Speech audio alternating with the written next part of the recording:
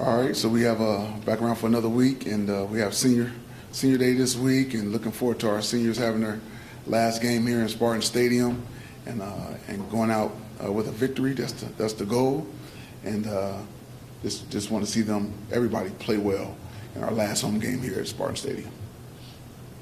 Any questions? Start with Matt. Steve. I know we asked you about this on Saturday after the game, but the quarterback thing. After watching the film, I guess, can you offer any more insight to how both of them played and what the outlook is going forward into Saturday? Yeah, so it's still competition mode. You saw him. So this is something that you saw Caden do. He didn't turn the ball over. He ran the offense efficiently and did a good job. And then you saw Sam come in and move us down the field, and we actually scored a touchdown, but we did have 2 turnovers. So it's still a competition, like I say every week, between everybody. It's not just the quarterbacks. I know that's where our main focus is now, but everybody's still competing, and best players will play. Alan, I'm wondering what you noticed in Nebraska with the team that starts 0-2 and now has won 3 in a row. I'm wondering just what you've seen from their growth, how they've turned things around, how they've gotten better as the seasons move forward. I just think with a new staff, getting used to one another, and the players getting used to the coaches, and I think they found themselves a little bit here now and got a rhythm going, and they're playing well. So credit to them. I believe they found out what they're good at as a team, as a coaching staff, and they're just trying to use that and put guys in best positions to be successful. All right, I'm wondering, we heard that Tunmiche left the program. Wondering about that situation. With the window closing, did you learn of any other guys who are leaving? And then from the other side of it, now that window is closed, how does that help you kind of move forward for this last month? Okay, first, to me, that's just between us. I'll just keep it there between he and I.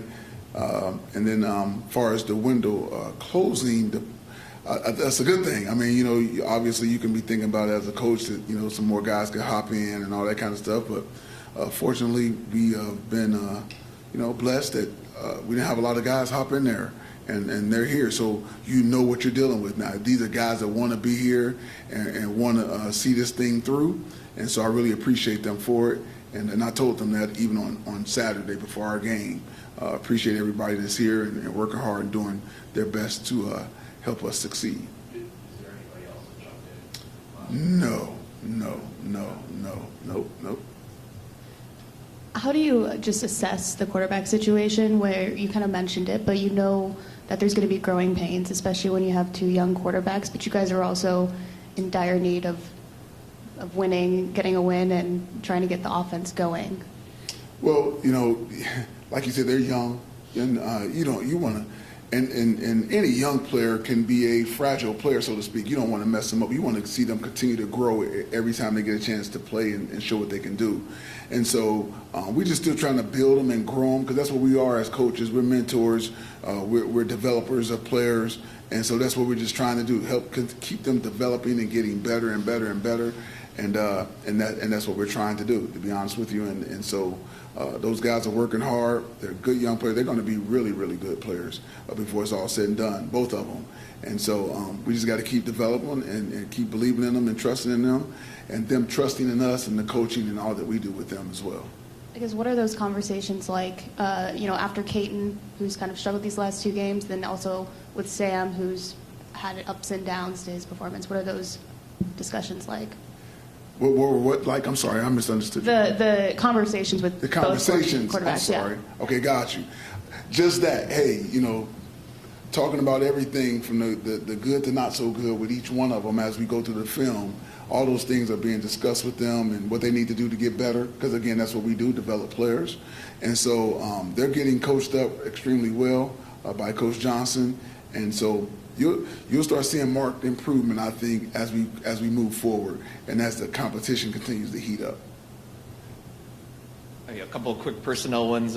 Trey, we saw him go down in the second half. Do you expect him back this season? And then Malik, for this week, do you expect him back? Trey is more day to day. I'm not sure. It's going to be tough for him. And then and Malik, we're working through the process with him and his injury. I day to day too. I'm not sure about this week. And then obviously Nebraska's been pretty good against the run, pretty good defensively overall, and you guys have been really shorthanded in the backfield. I guess what's the outlook offensively when you guys have been kind of scuffling going into another good defense? Right. Next man up, like always, we still have Nate Carter back there running the football. Still have, you dropped the mic. We still have Harold Joyner. We put Alante Brown back there a little bit. You got Davion Prim. So we have some guys that, next man up mentality. Wondering if you could just sort of reflect, I guess, on the unique journey for some of these seniors. I mean, some guys like Trey were recruited by another staff, had a coaching change, a pandemic, 11-win season, and now another sort of transition. I mean, the uniqueness of their journey and just what all they've been through in their time in college. It's very unique. Like you said, Trey is a great example of first of all, a very, very great young man. He's a great young man, good dude. Voted captain by his teammates. Straightforward, honest, hard worker, and so he is a Spartan. He's a true Spartan, and will always be welcomed here. But his journey is unique, and I think that's something that you guys need to ask him when you get an opportunity of how unique it's been for him, and at the same time him still loving everything about the green and white. So really appreciate Trey Mosley and all that he's done for this program, and he's going to be successful in life. Also wanted to ask you, I just didn't want to have him run the mics, keep back and forth, I guess, but what did you think reviewing it with Spencer coming down and playing nickel, Gross moving back, and can that help a little bit as well moving forward, maybe with some of the linebacker depth being thinner right now? Yes, that definitely helps with Malik down there. I think he got adjusted down there. He's playing close to the line of scrimmage is really more of his forte, I think. That's just my own personal opinion.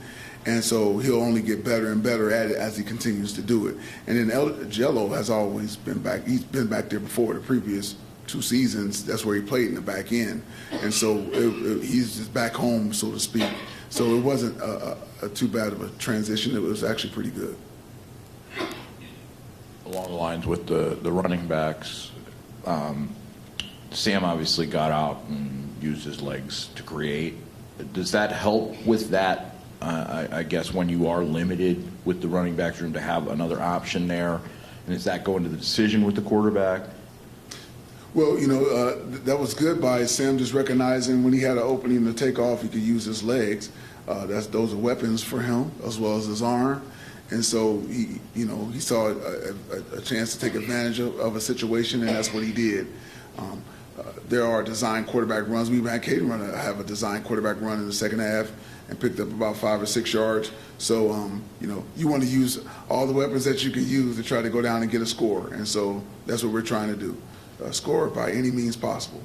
And with the tackle spot, obviously Keyshawn went down there. You had to bring in Lepo. Between that and, I guess, can you kind of assess the right tackle spot with Spencer and Ethan coming out of that as well? Yeah, exactly. So all those guys, if you've been watching, paying attention throughout the course of the season, have been rotating in and out with Ethan and Spencer and Lepo. And all those guys have been getting a lot of experience playing. So, which is a good thing because Coach Cap has always kind of kept them on a rotation. And so if somebody does go down, then somebody's just going to be playing more, but it's not like they hadn't played at all. And so because of that rotation deal that he's been having go on throughout the course of the year, it's easier transition for those guys to go in there and just play because they've been playing all along anyhow. How special, I mean, you kind of mentioned it, but how special would it be to get a win on senior night just for these guys? It'd be awesome. It'd be awesome. Very, very special. And, send them out the right way. Last home game in Spartan Stadium, you'll never forget it. I still remember mine. And so it'd be great. We would definitely want to do that, send them out to Spartan Stadium as winners on their last home game. What was your senior night like? It was great. It actually snowed a lot the day before, so it was snow on the side everywhere, and the student section was throwing snowballs at the other team. We played Northwestern, 1989. It was a sunny day, beautiful day, and we had a big win. It was a big win. It was some crazy score. It was out there. You can look it up. 1989 Spartans versus Northwestern senior day. It was an awesome day though. It was great. It was remember the old school turf. The turf was clean. It was a sunny day, but the day before it had snowed so much, the snow was piled up on the side. So some of the students were throwing snowballs out on the field, just messing around or whatever. Now y'all can check me on this. 72-14 maybe. 76. See, there you go. I remember my senior day. I knew Jack would remember. Steel trap. And then just wanted to ask you a question about Jordan Hall and Chance. How have you seen them just grow into their positions? I know they're very young, and how important is their role going to be against Nebraska? Very important because they've been playing, and so they're not freshmen anymore. We told them they're past the freshman status. They've almost been here a year because they both came early. And so they're going to be really, really good football players. There's a reason that they're playing. We're not just playing them just to be playing them. We're playing them because they're good players and going to be, I think, dominant type players as they move on in the future. So really, really glad that they're here and looking forward to their development as the years progress. Specifically about Nebraska, what do you want to see from them? Just continue to play well and apply the coaching and execute the game plan like everybody and every week. So that's what we're hoping to see from them, and just continue to just show marked improvement each and every week. And that's what they've been doing. You obviously, after Saturday's game, talked about going 4-0 in November. How much do you kind of embrace, or is it even a thing, trying to play spoiler, because you got a team coming in here that's trying to secure a bowl eligibility? You've got 2 top 10 teams left that are trying to compete for Big Ten championship. Is that something you guys have kind of embraced? I never think spoiler personally. I just think win. I'm thinking win. Let's win. We have 4 more opportunities to go out and win. I told the team also, Michigan State hasn't gone 4-0 in November or undefeated in November since 2013. That's 10 years ago. Even in the year we went to the playoffs, we didn't go undefeated in November. Lost at Nebraska, actually, believe it or not. But so I just try to give them motivation and things. First of all, I'm a very positive person, and I said this the other day, I'm an encourager. So that's my mind goes to positive, win. I'd never think lose or be a spoiler. Saying I'm a spoiler means I'm a scrub, and I ain't a scrub. So I don't think spoiler. I think go win. Just me. You get me going. I'm sorry. That's you, but how do you keep the team from, everything's gone so wrong. How do you keep them from feeling like the roof is caving in? Believe me, it's been tough, but they come, credit to them, Fred, man. These guys come out and practice today. Energy, communicating. You would think, how much is it going to take to knock these guys out? And they can't be knocked out. They can't be knocked out.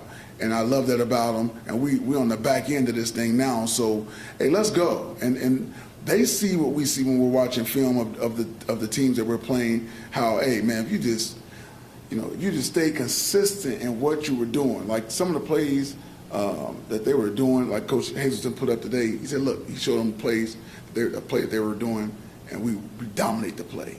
That same play later in the game gives technique in their discipline. Just do what you've been doing. That's making a play. And so when we get there and get that in our heads and just keep playing the same way the whole game versus the same plays and things like that, then they're going to see, hey, this is going to be the results of that, and that's going to be a win. So we have to just keep pushing them. But they keep showing up every day, Fred. Nobody's late. They're you have to love football in itself based on everything that's been going on. So I love football. They love football. They love playing for their brothers next to them. And that's what I love about this team, and that's why we want to get a win so bad for this group. So, prayerfully it'll be this weekend. You're still loving football. I do. I'm nuts. So I love football. I love football to the core. Like I said before, I've been doing football every season since 1975, some form of football. 1 year I missed, 97. That was it. Every other year I've been doing something in football, either playing or coaching since 1975. that's who I am. I'm wondering, because we spending so much time talking about Sam and Caton, but where's Noah at this point in terms of his physical health? Is he going to be able to come back this season? I think so. It's still probably a few weeks off if I had to guess. And so we want to make sure he's completely healthy. He's a tough guy, man. I could tell you when he was out there, he wasn't being totally honest with us. But I kind of like guys like that. I like nuts. He's a nut. He's a football player. But he was just trying to tough it through. But he was more injured than what he should have been. So we're going to make sure he's completely healed before we put him back out there. Is there anybody else? I know obviously Darius has been out the last couple of weeks. Is there anybody else you don't see coming back the rest of the year? Darius could possibly come back. You know, he's working at it. He's rehabbing. Not coming back the rest of the year. Not right now. Any questions? Thank you, guys. Yep.